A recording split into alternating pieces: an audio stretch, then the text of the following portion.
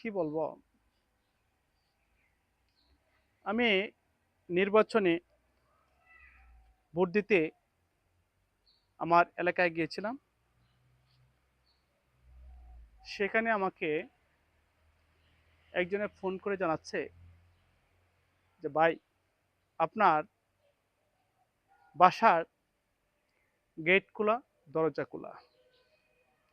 তাৎক্ষণিক আমি রওনা দিয়ে চলে আসলাম।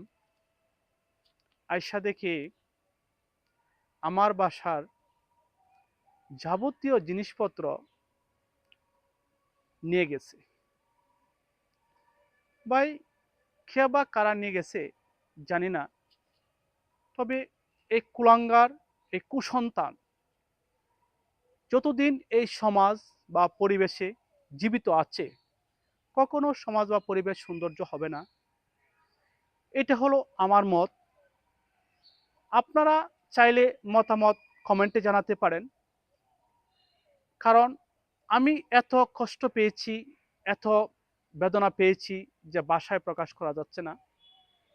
যে আমার স্ত্রী, মেয়েদের সকলের কাপড়, এবং কি যে একটা ছোট চামিচ লবণ নেওয়ার মতো চামিচটুকুও নেই, নিয়ে গেছে। সেজন্য তাদের বিচার আল্লাহ তাআলার কাছে দিয়ে দিচ্ছি। আপনারা কমেন্টে জানাবেন।